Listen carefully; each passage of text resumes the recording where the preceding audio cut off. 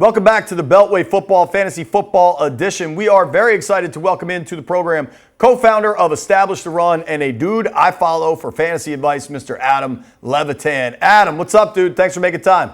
Hey, thanks a lot for having me, guys. How's it going? It's good, man. By the way, not just fantasy, player props also. Oh, dude. ETR is incredible. I call him Lev God for a reason. I remember when like the weeklies, like when DraftKings and everything first started popping, I would follow your weekly stuff and made a bunch of money. So the Discord channel too. I mean, we cleaned up with ETR a couple years ago. Appreciate it. Good for you guys. That's amazing to hear. Yeah, dude.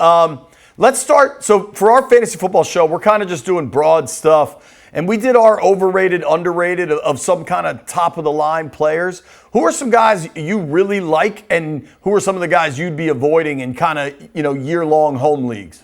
Yeah, I think in home league, the biggest edge that you get is in some of these middle-round wide receivers, and specifically rookie wide receivers that people in home leagues typically don't want to click. And so I think probably the right strategy for me for home leagues is kind of lean into running back pretty early, because you're going to get some insane values through the middle rounds. I'm talking about Teteroa McMillan, who's going 20 spots after where we have him in season long. I'm talking about Jamison Williams, who goes in that 60s, 70s range. Also, George Pickens, Jalen Waddle, Zay Flowers, Travis Hunter, another guy people are afraid to click, Calvin Ridley, Chris Olave. And so all through that kind of mid-range there, which I really like at wide receiver, all those players, I think you can start 3 of those guys if you need to in your home league and be totally fine at wide receiver. And then if you back that up with some really strong running backs early, there's certainly some really good running back profiles early. I think that's probably my favorite way to make teams right now. On the other side, you asked about guys to avoid. There's a lot in the middle at tight end and quarterback that I think is worth skipping over. Like, I'm okay skipping over Baker Mayfield, even Joe Burrow, Jared Goff, skipping over that mid-range there. And same at tight end, Hawkinson and Laporta and guys like that, because there's so many breakout profiles later at these positions. I'm talking about pairing one of the rookie tight ends, Tyler Warren or Colson Loveland, with a veteran like Njoku or Ingram or Goddard. And then at quarterback, you get all kinds of breakout possibilities like Justin Fields, Drake May, Dak Prescott, Justin Herbert are all set up really well. So I think it's an interesting season to kind of be running back early, skip over tight end and quarterback through the middle rounds, attack those positions later, and then hit wide receiver in the middle. Yeah, I mean, you started to talk about the quarterbacks. Obviously, that's a up and down thing in fantasy. When you look at kind of the top end group of guys, the Josh Allens, Lamars, Jaden Daniels, how early should they be going in these fantasy drafts? Yeah, so when I first started doing this, it was like the biggest edge you could find was taking a quarterback late, right? Because people just they were overvaluing the pocket passers who had really high touchdown rates the year before. These days, I actually think that it's right to take Allen, Lamar, Jaden Daniels, Jalen Hurts in the first 2 to 4 rounds. Their ceiling and floor and week-to-week consistency is just so outrageous compared to what we used to get from pocket passers. So I think where people get tripped up is when they're like, oh man, Jared Goff had 70-something% completion rate and this outrageous touchdown rate, and that's going to be sustainable year to year. It's just not. What is sustainable is Jaden Daniels and Lamar and Josh Allen running for such a huge portion of their teams and accounting for such a huge portion of their team's touchdowns. So if you get on the clock late round 2, round 3, definitely round 4, and you don't like what you see in front of you, I have no problem taking one of the top 4 quarterbacks. What do you think specifically of Daniels, just for the DC audience? And I think there's every reason to be super excited.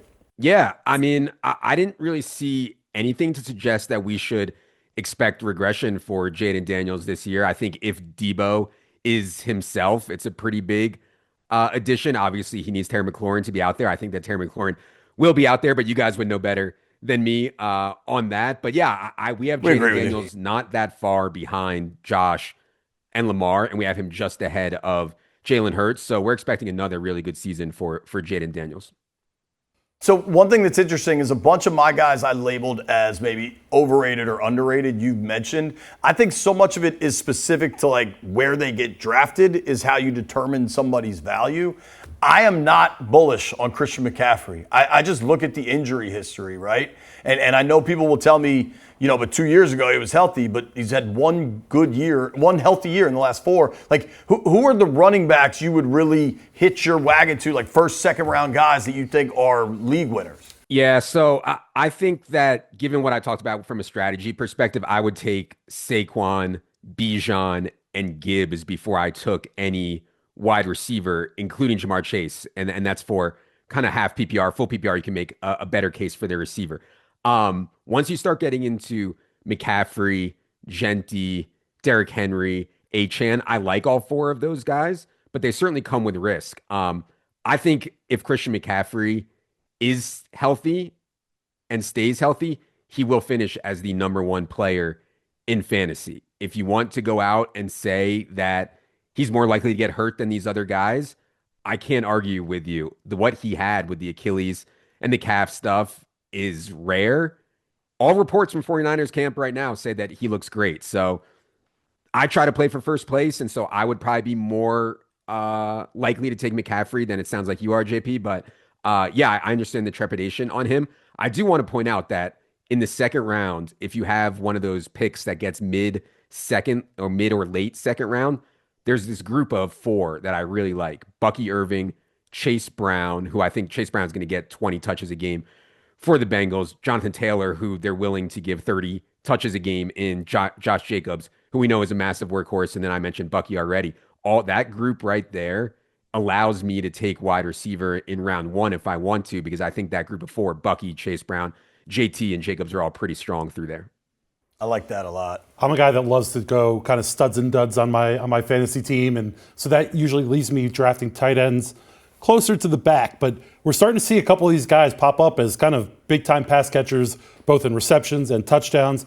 Where do you think kind of the Brock Bowers, Trey McBride, I guess George Kittle group kind of falls, and where's their value lay? Yeah, well, the fantasy community, which admittedly is a pathetic community, but this has been a big debate in the fantasy community about how high can we take tight ends. We know that tight ends score less than other positions. We know that the gap can be massive. Travis Kelce in his prime was beating every other tight end by literally like 100 points in a season. If you get that kind of season out of a tight end where you are starting Brock Bowers or Trey McBride and they are putting up prime Kelce numbers, and your opponent is starting like Mark Andrews or Dallas Goedert, that is a way bigger edge than you will have at any other position. So that is the argument for it. The argument against it is that tight end production on a year-to-year basis is just not sticky. Floors are really low. But man, it's hard for me to say anything bad about Bowers and McBride. They were both elite prospects, especially Brock Bowers. Brock Bowers has one of the best rookie seasons ever in the history of the tight end position, and he gets a quarterback upgrade, and I think he gets a pace upgrade from Chip Kelly. So we have Brock Bowers up at 17 overall. You might be able to get him a little bit later than that. And we have Trey McBride at 24 overall. I would not hate on anyone for making those picks, especially if you're in a 10-team league or smaller. You want to be getting the onesie positions earlier, quarterback and tight end, the smaller that your league is. Dude, how important is that? Because we were kind of talking about that before. You got to really understand your league. If you're in an 8-person league, you're swinging for the fences with every pick because you'll be able to pick up waiver wire guys that emerge as Pro Bowl players. Who does 8-person leagues? There are people in 8, 10. I mean, he just mentioned 10. I think standard is kind of 12. Yeah. But PPR, half PPR, quarterback touchdowns worth 6. Like, all of these things make such a difference, man. Like, you can't. Yeah. That one of the things I love with your website is how it's customizable to your league. Yeah, and it's important to understand your scoring system and how many you can start. If you can start 4 wide receivers, or if you have to start 4 wide receivers are going to be worth more. In terms of the small league versus large league discussion, it really just comes down to there's in a small league, like a 10-team league or an 8-team league, everybody's running backs and wide receivers are going to be loaded, and the waiver wire is going to be loaded at running back and wide receiver. But at tight end and quarterback, there just aren't that many. And so if you have Bowers or McBride or Jaden or Lamar or Josh Allen, it's just a huge edge. In the other way, 14-team league, 16-team league, you need to be taking running back and wide receiver early because there's just not enough of them to go around, and the waiver wire will be like total dust.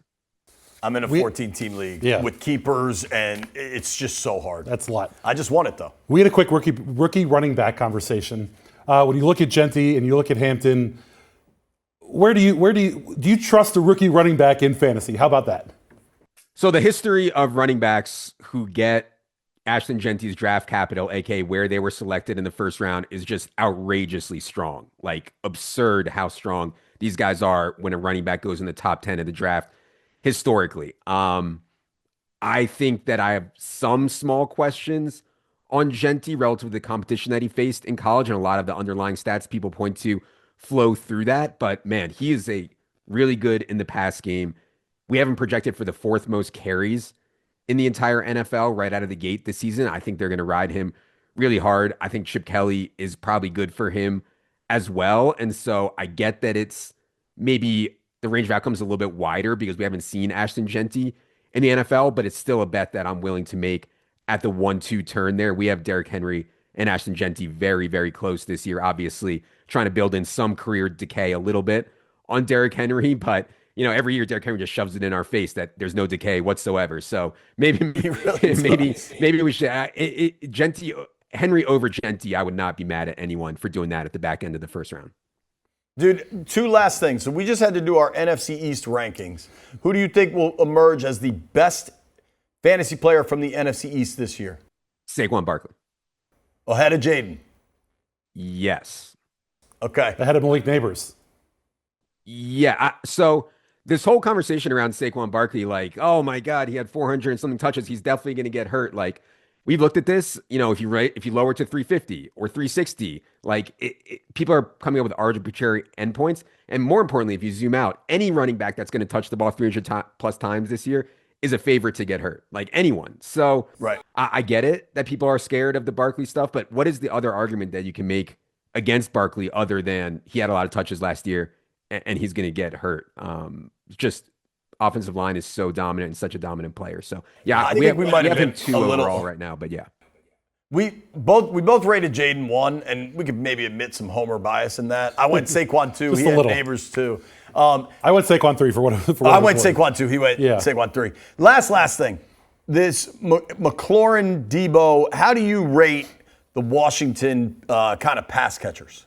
So assuming that McLaurin is out there, I was already a little bit worried due to just this outrageous touchdown rate he had last year, which was not really in line with his historical comps. Now you can say, of course, his touchdown rate spiked. He could finally add a real quarterback in Jaden Daniels. I get that. It's just once you start adding target competition on screens, target competition around the red zone, I think we're going to see some Debo rushing stuff maybe around the goal line too. And you start to kind of lower McLaurin's touchdown rate. I'm kind of lowish relative to market on McLaurin. The problem is that people have been drafting him because they're scared of the holdout. So you can get him now in the 40s and the 50s. At the beginning of the summer, McLaurin was going like 30th overall. I thought it was bad there. In the 40s and the 50s, I'm okay with McLaurin. Debo, if he's in shape, this scheme should be perfect for him. Like horizontal raid, throw it to Debo quick. He has been in his career one of the best yards after catch players in the entire NFL. And obviously that fits with what Cliff is trying to do, I think. I don't want to box you in, but I'm going to box you in. If you want to win your fantasy football league this year, who's the one player that you should make sure is on your squad? I'll say George Pickens. I think George Pickens a actual elite talent that we have not seen because of what was going on in Pittsburgh from coaching and quarterback play. I do not expect Dallas to be able to run the ball well this season. They're just going to say, you know what? Let's just throw the ball in every play. And if Dak stays healthy, that's what I would do too with Dak, CeeDee, Pickens, Ferguson. So yeah, I don't think their defense is going to be very good either. So I think George Pickens is going to show that he's one of the most talented wide receivers in the NFL this season and have his head on straight for the whole year in a contract year.